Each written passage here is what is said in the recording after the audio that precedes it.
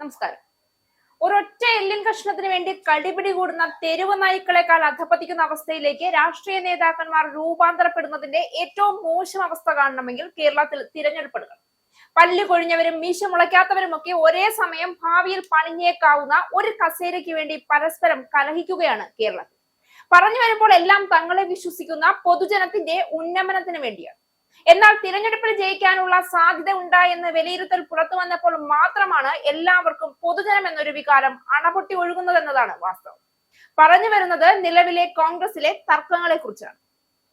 കേരളത്തിൽ കോൺഗ്രസ് പിണറായിയെ വെട്ടി അടുത്ത മന്ത്രി കസേര പിടിച്ചാൽ ആരാവും അടുത്ത മുഖ്യൻ എന്നതാണ് ചോദ്യം. ഒരൊറ്റ തസ്തികയ്ക്ക് വേണ്ടി മത്സരിക്കുന്നത് 4 പേരാണ്. സാക്ഷാൽ പ്രതിപക്ഷ നേതാവ് വി ഡി സതീശൻ, രമേശ് ചെന്നിത്തല എന്നിവരാണ് അതിൽ 2 പേർ.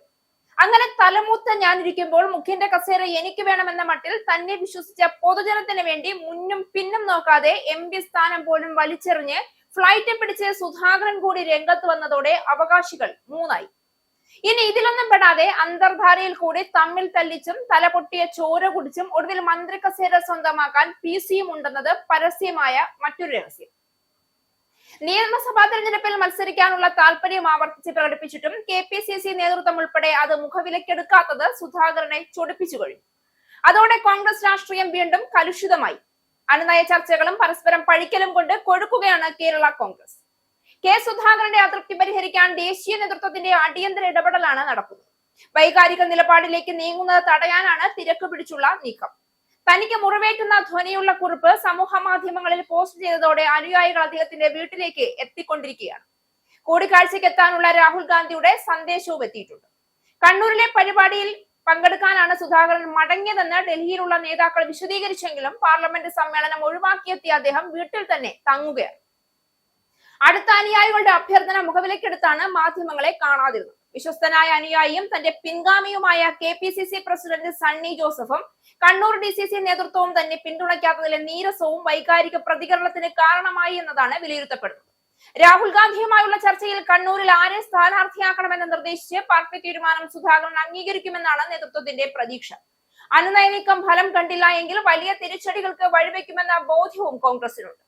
കണ്ണൂരിന്റെ പുലിക്കുട്ടി എന്ന അണികൾ ആർത്തു വിളിക്കുന്ന സുധാകരൻ KPCC പ്രസിഡന്റ് സ്ഥാനത്ത് നിന്ന് മാറ്റിയ രീതിയിൽ ഏറെ അതൃപ്തനായിരുന്നു. എന്തിനെ മാറ്റിയെന്നാണ് തീരുമാനത്തിന് ശേഷം കണ്ണൂരിലെത്തി അദ്ദേഹം പരസ്യമായി ചോദിച്ചത്. വിളിച്ചാൽ വിളിപ്പുറത്ത് നിൽക്കുന്ന പ്രവർത്തകർ തനിക്കുണ്ടെന്നും തനിക്ക് അവർ മതിയെന്നുമായിരുന്നു പ്രഖ്യാപനം. അതേ ആൾബലം കാണിച്ചാണ് ഇപ്പോഴും അദ്ദേഹം നേതൃത്വത്തെ സമ്മർദ്ദത്തിലാക്കുന്നത്. പ്രസിഡന്റ് സ്ഥാനം ഒഴിഞ്ഞ ശേഷം ആദ്യമായി മാധ്യമങ്ങളെ കണ്ടതു മുതൽ കഴിഞ്ഞ ദിവസം വരെയും കണ്ണൂരിൽ മത്സരിക്കാനുള്ള താല്പര്യം അദ്ദേഹം പ്രകടിപ്പിച്ചുകൊണ്ടേയിരുന്നു. 110% മത്സരിക്കുമെന്ന് കഴിഞ്ഞ ദിവസവും ആവർത്തിച്ചു. കണ്ണൂരുമായുള്ള ഹൃദയബന്ധം സൂചിപ്പിച്ചുള്ള ഫേസ്ബുക്ക് പോസ്റ്റിനോട് പക്ഷേ സമ്മിശ്ര പ്രതികരണമാണ് ലഭിച്ചത്. ഹൃദയബന്ധം നിലനിർത്തി MP ആയി തുടരൂ എന്നായിരുന്നു കമന്റുകളിൽ ഭൂരിഭാഗവും. നിലവിൽ അനുനയ നീക്കത്തിൽ നിന്നൊക്കെ മുഖം തിരിച്ച് പിണങ്ങി മുഖം വീർപ്പിച്ച് മൂലക്കിരിപ്പാണ് സുധാകരൻ. സുധാകരനെ ഇടതുപക്ഷത്തു നിന്ന് ചാടിച്ച് കോൺഗ്രസിൽ സ്വതന്ത്രനാക്കി മത്സരിപ്പിക്കാനുള്ള ഗൂഢാലോചന അണിയറയിൽ നടക്കുന്നതിനിടയിൽ സുധാകരൻ കണ്ണൂരിൽ വേണമെങ്കിൽ സ്വതന്ത്രനാകാനുള്ള എല്ലാ സാധ്യതകളും ഉരുത്തിരിഞ്ഞിരിക്കുകയാണ്. തിരഞ്ഞെടുപ്പിന് മുൻപ് തന്നെ അധികാര കസേരയ്ക്ക് വേണ്ടി കടിപിടി കൂടുന്ന നേതാക്കളെ കൊണ്ട് പൊറുതിമുട്ടുകയാണ് നിലവിൽ പൊതുജനം.